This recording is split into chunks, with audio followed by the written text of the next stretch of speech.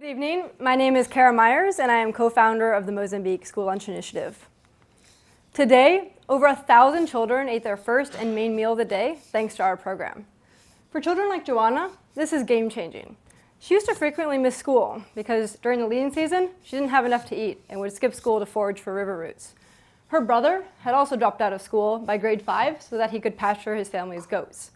But now, both of them are back in school and attending every day, where they have a school lunch that they can count on. Now, school lunches are not a new idea. They exist in the United States, they exist in many developing countries, including Mozambique. In Mozambique, the largest provider of school lunches is the World Food Program. They typically use an imported corn-soy porridge, and this does address the immediate need of feeding children. However, because it's imported, it doesn't really have any impact on local farmers, and no real deep impact on food insecurity in the country. Furthermore, this model can only reach about 3% of schools in Mozambique, far below the number of children who need it. Our program takes a different approach. Our school lunches still focus on key nutrition for students, making sure that they get the calories, the protein, and other critical vitamins and minerals that they need for physical and cognitive development. But we base our meals around local ingredients, foods that we can buy in local markets. So that means our lunches include things like vegetables, rice and beans, chicken, once a week actually. And this makes a big difference in terms of the way that our program is sustainable and also has an impact on the local economy.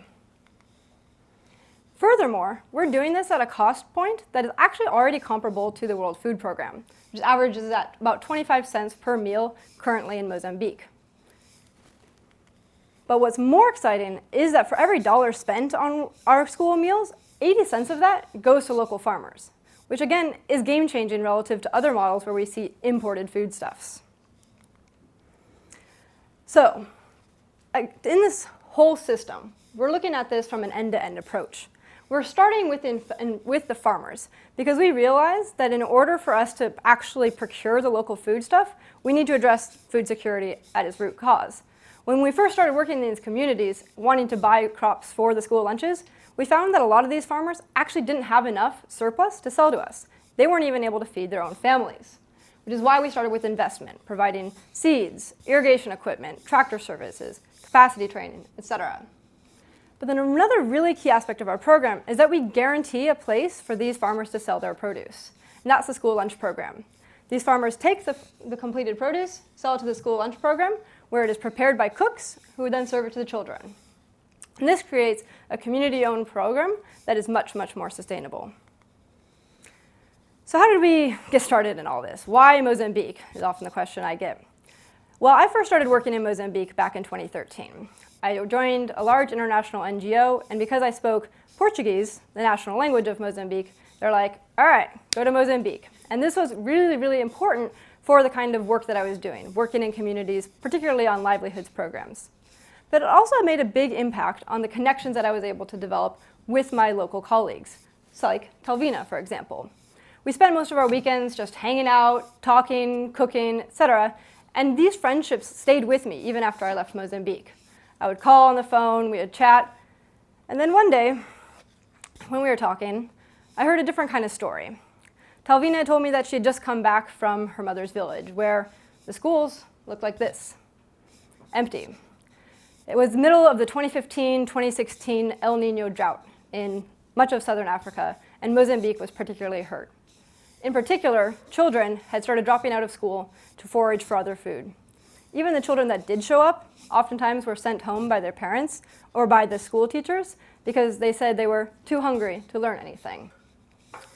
Now, when Talvina told me this story, it really hit home.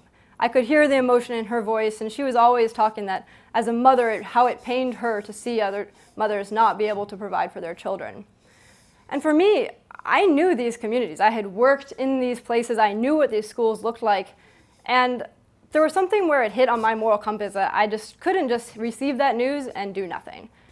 So I talked to Talvina and thought, okay, we just want to try to do something to get some of these kids back in school, make sure that they're getting the nutrition they need. We decided on a school lunch program, mainly because that was what seemed feasible. And that's actually really, really important when you're dealing in a difficult context like Mozambique. So we started our pilot operations in 3 schools in May of 2016, almost 2 years ago. And this was originally just a 30-day project. We didn't know where it was going to go. We knew that we would need a lot of iteration.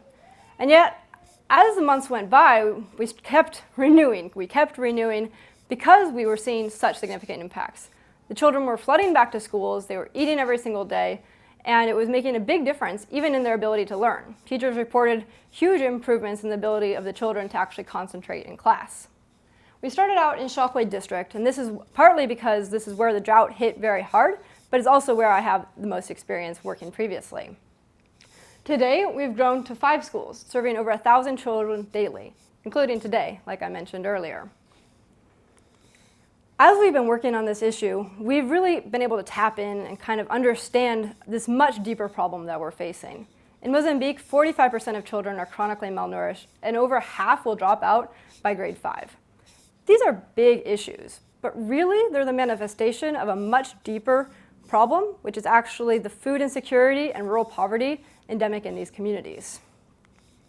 Which is why we are focusing on farmer groups as parents in these communities as the principal agents of change for driving our model. We work with these farmer groups, as mentioned in our solution, as the real agents who produce the crops for the school lunch program. Right now, we're already on our 3rd season of working with these farmers who grow the crops for the school lunches, making our supply chains more local, more sustainable, and also generating significant farmer revenue. We've also seen significant yields from doing so. We just harvested our rice farm last month and got 7 times the average yield in Mozambique because we were able to bring all these ecosystem factors into play. This is enough rice for us to feed over 1,000 children rice 5 days a week for the next 8 months. Because we take the systemic perspective, we're also constantly thinking about ways in which we can integrate other cost-effective solutions to make our model more impactful. And this is really reliant on partnerships. So for example, we've recently established a memorandum of understanding with the Ministry of Health to provide deworming and iron supplementation. We've also set up hygiene stations through hand washing at the schools. And these are both things that are not, again, new ideas. They're existing ideas that really lack that last mile step of actually being implemented. And that's where we're taking an innovative approach. Our leadership team includes myself, Talvina, and Roberto, another former colleague of mine in Mozambique, who's also from Shockway. And together we bring together deep local experience of understanding the communities where we're working in, but also international connections, which is really important as we think about how to partner and scale this initiative further. And we bring a whole lot of passion. Because working on this on a day-to-day basis, working with the cooks, with the schools, with the teachers, is just such an invigorating process. These are the guys that keep me going. We do have really important advisors as well, including folks here at Harvard, also the government of Mozambique, and key other partners who have helped fund our initial pilot phase. Our financial model, school lunches. This is tough. We have a big market, as you can see, over 5 million children in Mozambique in primary school in need of school lunches. Now, we want to scale through direct expansion. We want to build out our model. We want to directly serve more schools. But we've realized that this is a systemic issue that also needs more partnerships and more buy-in from other big institutional players. So right now, we're looking at philanthropic partners, foundations, to help us actually generate the learnings so that we can figure out how this model can actually be sustainable. And that comes to our second point, which is the revenue-generating mechanism by connecting farmers to the school lunch program. As we invest in these farmers and actually take the time to build their capacity, they're producing more and more, to the extent that at a certain point, they're producing more than the actual school lunch program needs. Our goal is to then take that surplus production to market and have a surplus, have a revenue that can then cover the school lunch program's costs, making it a sustainable program. And the key here is that you see we're starting at the local level. That is where the capacity needs to be built. So what's next? Well, we are raising money. We really do want to expand out to about 20 schools over the next couple of years to show that our model is scalable at a larger level, and also to kind of deliver some of these key learnings that we think are important. We want to reduce the procurement costs and also increase local production, something that's very linked for us. We also really want to increase farmer capacity because this is the key aspect of our community-driven model. And finally, we're going to be testing the incentives for community buy-in by making this a model where farmers really have incentives to grow and sell through the school lunch program platform. So that's what's next for us. We are so excited about it because we see the traction every single day with the schools, with the children that are being fed, with the farmers that are growing and selling where they have never had the opportunity to do so before. So if you're passionate about this, if you know anybody who's passionate about this, whether at the big level, at the small level, somebody who knows Mozambique, doesn't know Mozambique, we want to get connected with them because that is the key to our next steps. So with that, I invite you to join us. We're the Mozambique School Lunch Initiative. Thank you.